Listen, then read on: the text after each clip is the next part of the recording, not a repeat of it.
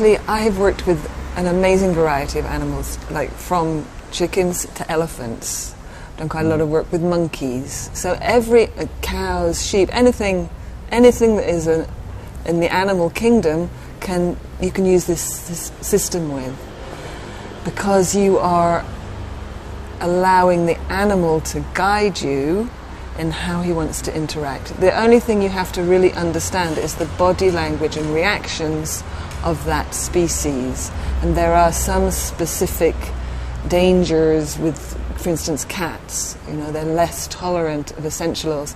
Nobody really knows with cats how tolerant or intolerant they are, but within the aromatherapy community, it's better to do less than more, to be more careful, because there are some stories of cats being poisoned by overuse. I have to stress that it's by overuse of essential oils when they had no choice.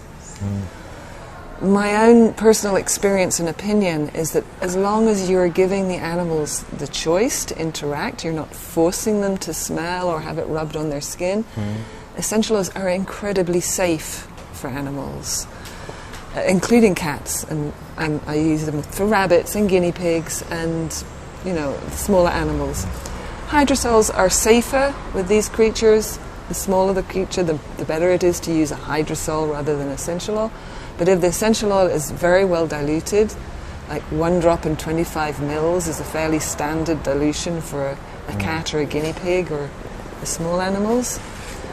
But it's not very size related, actually. The dosage for different animals, it's like I don't use 5 mils of essential oil just because an elephant is bigger, or you don't give more essential oil because of the bigger dogs. For instance, my dogs, I have 2 very big dogs and 1 small dog, and one of the big dogs is so sensitive to essential oils that I hardly ever use essential oil. I always use a hydrosol with him.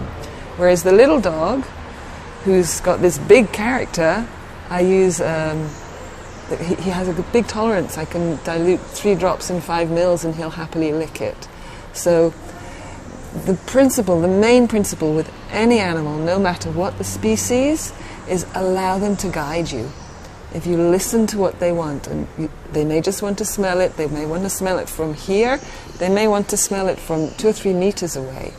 It's effective. My experience is it's effective, whatever their parameters are.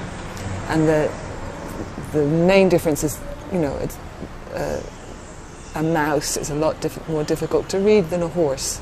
So you just pay attention and you watch your animal and you're patient. Just let them, have the open bottle there and let them interact as they want. It's a very simple system. The hardest thing about the system for humans is to release control. Is not to feel like I have to put it onto my dog, or I want him to have it and force it on them. But so patience and observation, letting the animal guide you. Does that answer the question? Ok. Yeah.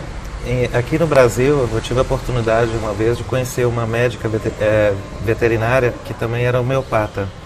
E ela me contou de algumas experiências que ela teve que eu achei muito incrível, onde ela muitas vezes vinha o dono com o cão e o cão estava com uma doença, às vezes um problema nos rins.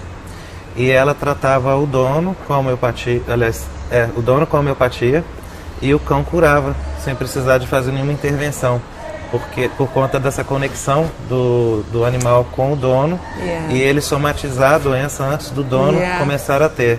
Absolutely. Você já vivenciou esse tipo de experiência? Yeah, totally. It's especially with dogs, it happens that sometimes they'll pick an essential oil for their person. They don't really need that essential oil particularly, and I'm like, okay, so that's a strange thing. And then usually when I'm working with a client, first showing them with the dogs, I will offer the dog, and the dog won't take it from me. It has to be only from his person, because the person, when they're treating the dog, they are getting the essential oils themselves. So it's quite, especially for emotional stuff, like if the person is very stressed, it's like the dog is treating the person. It's amazing.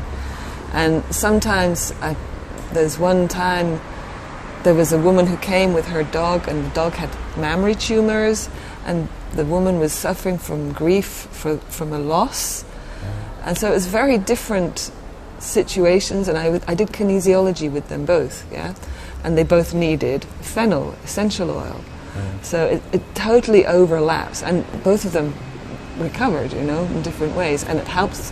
One of the beautiful things about the essential oils and the working with the animals and the people is that it builds the trust. It builds a person's listening to their animal and what they want, yeah? And one of the things that animals suffer from is not being listened to, yeah?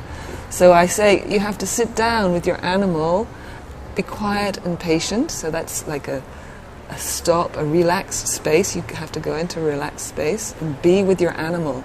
And this is incredibly healing for both the person and the dog. So then they're getting the aroma of the essential oil, and it transforms people's lives. You know, people start to. Often animals will bring a person who needs to make some changes in their life, and they come back to me some months later and they say, you know, I've started to learn something I love, and my life has made changes, and it's a whole different. It opens up a whole door. It's wonderful. Yeah, excuse me.